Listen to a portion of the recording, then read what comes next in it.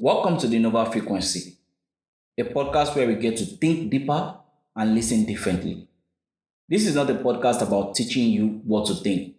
It is a space for conversation that goes beyond the surface, conversations that people are often too afraid to have or too comfortable to question. My name is Afis Tonuba.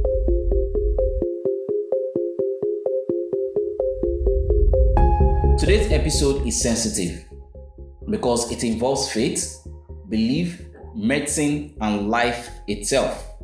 This conversation is not about blame.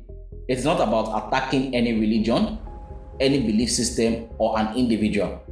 It's about asking the questions many of us quietly avoid. Because sometimes the most uncomfortable questions are the most important ones. Now, recently, a vendor on Twitter, popularly known as Ati Esther, passed away after battling with cancer. May her soul rest in peace. Now, according to the research that I found, from the beginning of her treatment until when she passed away, she refused a blood transfusion due to her faith as a Jehovah's Witness. And in the end, sadly, she lost her life. Now, I want to be very clear. This conversation is not about saying, oh, she should have done this or she should have done that. Auntie Esther was a human being, someone's friend, someone's family. So her life deserves respect. But her story opens the door to a much bigger conversation. One that goes beyond her as a person. What happens when faith and survival collides? When belief tells you one thing and medicine tells you another, which one do you obey? And more importantly, why? One of the most interesting things about this issue is that Jehovah's Witnesses are not reading a different Bible. They read the same scripture as every other Christian. We have verses like abstain from blood, do not eat blood, for blood is life. Now, Jehovah's Witnesses interpret these verses literally and absolutely. To them, blood represents life, and taking blood into your body, whether it is by eating or by transfusion, is a violation of God's law. Obedience, even in the face of death, is seen as faithfulness. Most other Christian denominations interpret those same verses contextually. They believe that those scriptures were addressing deity practices and rituals at a time when modern medicine did not exist. So to them, blood transfusion is not eating blood. It is medical procedure meant to present life. Same Bible, same verses, completely different conclusion. So the difference isn't actually blood. The difference is the interpretation. Literal obedience versus contextual understanding. Institutional interpretation versus individual conscience. And that is where things get very uncomfortable. Because when interpretation has the power to decide whether someone lives or dies, it raises a deeper question.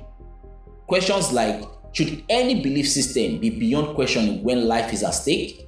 Is refusing medical treatment an act of faith or obedience to an interpretation handed down by an institution?